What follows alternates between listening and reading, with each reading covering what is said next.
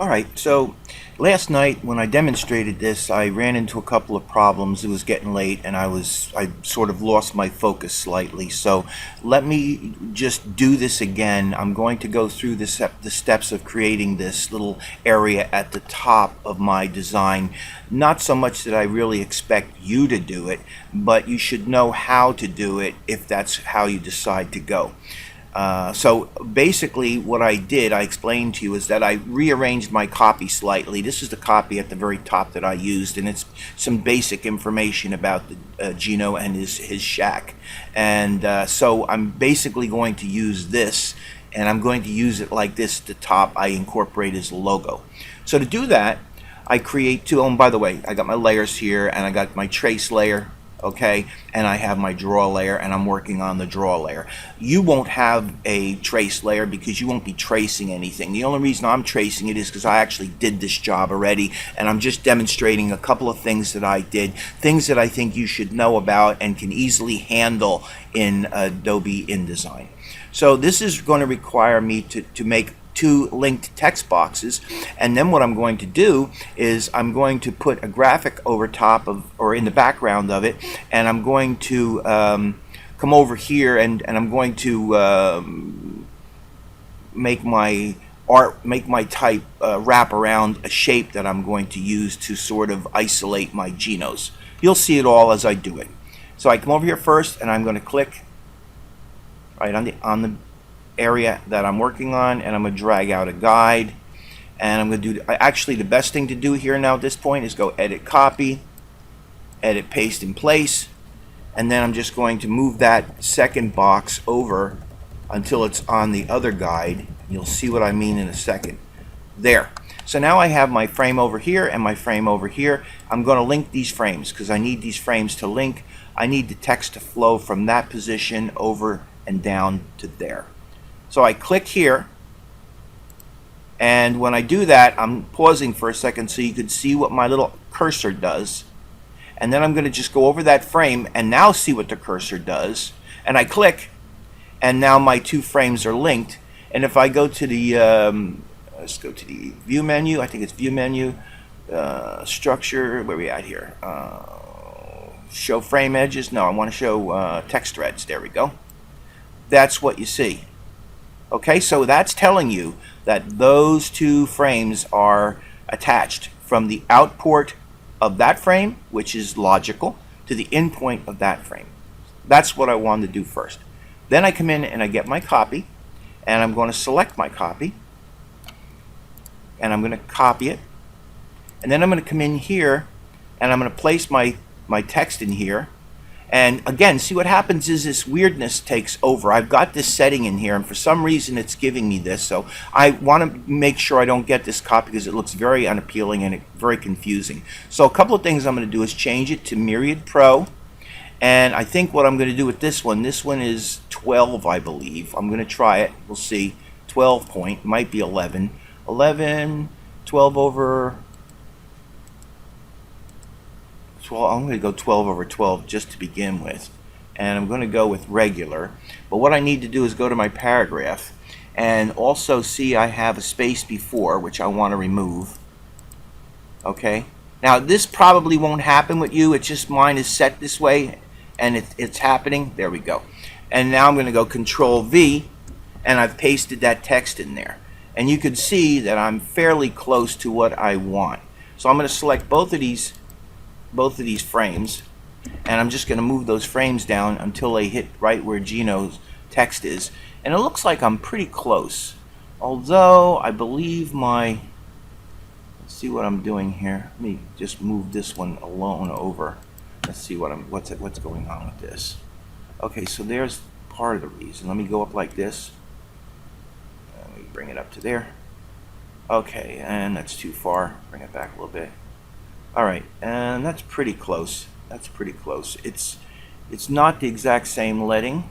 So this one here, let's try making the text a little bit larger. Maybe that's what the problem is. Let's make it a little bit bigger. Make it 13 point. Select it all, 13 point. And that might be a little bit better. I think it's good enough for my purposes right now. And I think what I'm going to do is go 14, 13, 14. Yeah, there we go. I think that's okay. I'm going to go with this. All right. So what I want to do now is I want to hide my background layer. All right. And I'm going to come in, select this line of copy right here. And now I'm going to come in and I'm going to add a space after. So a little bit of space after is going to help me there. That's all there is, just a tiny bit to it.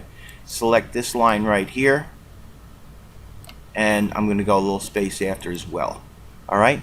So now I have my text more or less where I want it. And I could probably drop this line down again. And there. Okay. So we're in pretty good shape at this point. It's not going to be an exact match, but it's close enough. So now what I want to do is I'm going to select it all. Control A, and I'm going to make it all black because it should really be black.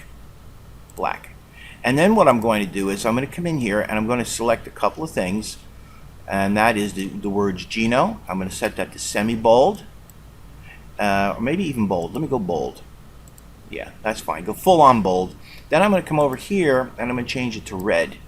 And I'm going to come over to the word Bon Appetit. Let's select this. And this is just some basic formatting that I'm using on this thing. And oops, I hit the wrong one. I say that's what happens when you're trying to talk and you're not paying attention fully to what you're doing. I want it to be a red fill, and I want it to be a full-on bold, bold italic. Oops. Let's see. Maybe I might need the condensed italic. Well, let's see what it looks like with bold italic.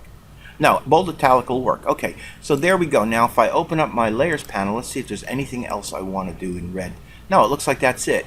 Okay, so I've got the formatting that I'm looking for.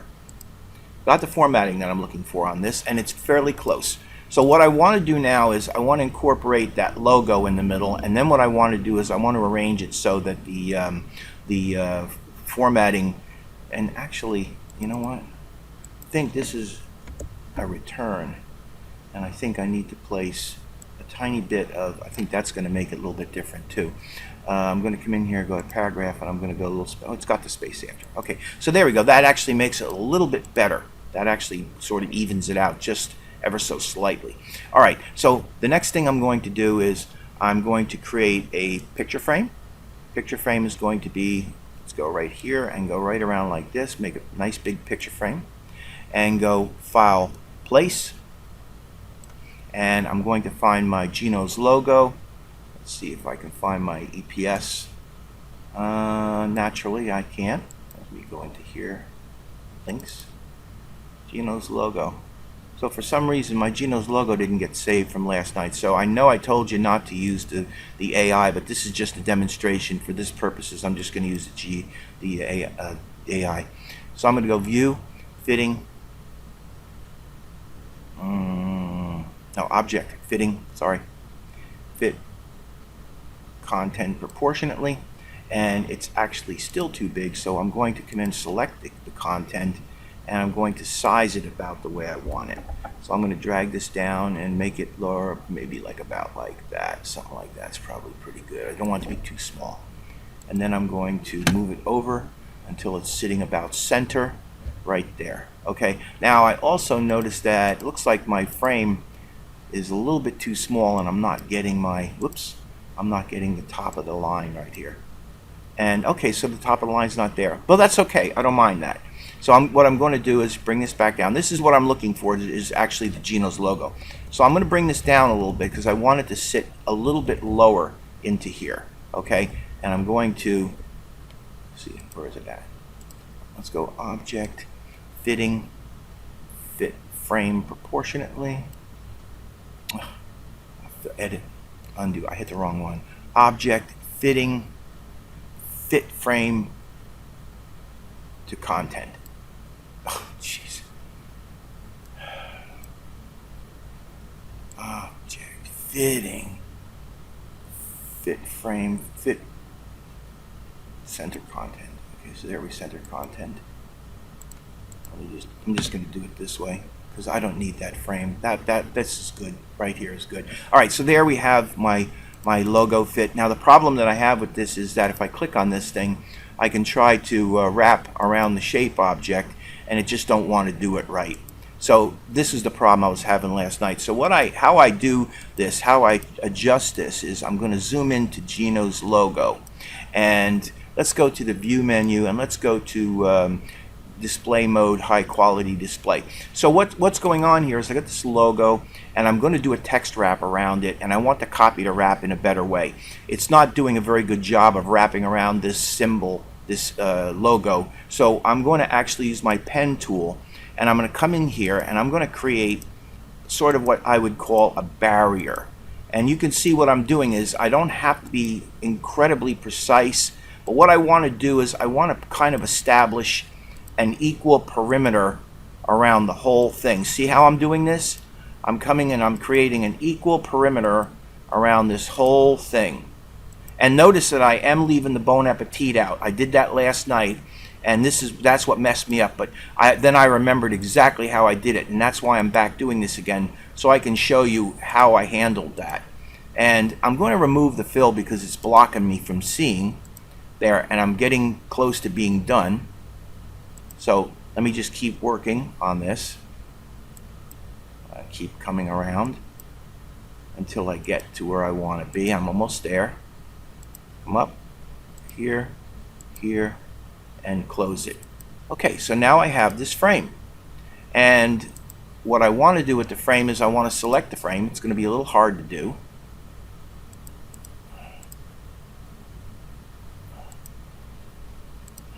There we go. Now I got the frame selected. Now I can go wrap around shape. And can you see how that wrapped around the shape? That gives me a much better wrapping around that shape. Okay? I do have a couple of things I don't like I'm seeing the word Gino's original shack, but that's okay. You know. Now the problem that I'm having with this is, first of all, let me get rid of the stroke, put none on it.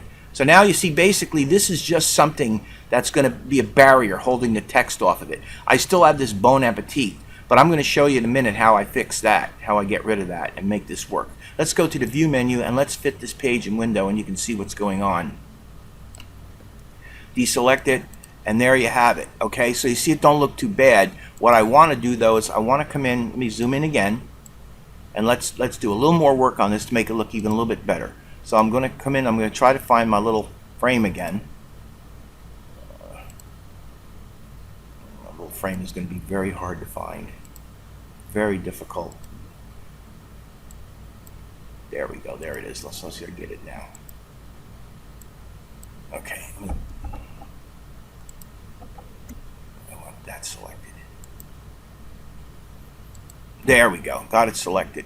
Okay, so what I want to do now is I want to come in here and I want to go to the window menu, and I want to go to text wrap, and what I want to do is I want to see if I can possibly give this thing a little bit more room over on this side. So that would be the right side. So let me just click on that, and I think the problem I have with this is it's not selected properly, and it is a difficult thing to select.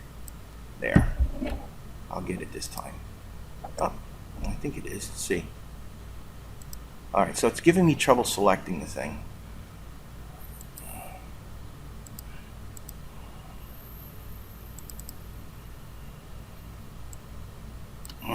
Jeez. This thing is just being so difficult to select. So you know what? I'm not going to bother with it. It's just being too difficult to select. So this don't look too bad. It looks pretty much like what I'm looking for. There is one problem. I got this Bon Appetit down here. Now I look at this. The Bon Appetit isn't really working the way that I want it to work. So what I can do is I can go to my links panel, and if I select that graphic, okay, you can see it's Gino's logo 1 right there. Okay, so what I'm going to do is I'm going to come up here and I'm going to go edit with, and I'm going to open up Adobe Illustrator. And so it's going to now take a second, and it's going to open up in Adobe Illustrator, and I'm going to show you how to fix this in such a way that that logo will then look much better. Give me 1 second to do that.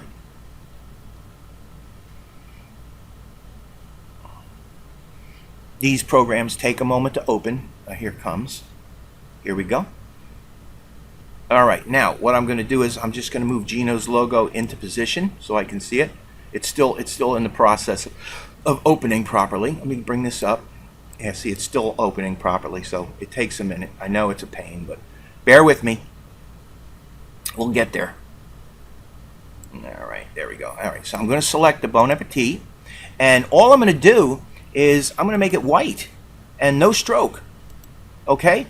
Now when I deselect it, you don't see it. It's gone. It's hidden. It's not gone. It's hidden. Okay? It's not going to interfere. White is white. You won't see it. So I click on this and save changes. Yeah, because I don't want you to see it. Hit OK. And hit OK. All right, now we go back to our original production here, and voila, it's gone. See how simple that was? Now all I need to do is I have a choice. I can either come in here and make this a little bit bigger, but you know what? I'm just going to take this thing and move it down a touch or two. Right about like that's good. Now let's go to the view menu. Let's fit page and window, and now you can see there it is. That's sort of what I had in mind for my Gino's area at the top. That's it. Thank you for watching.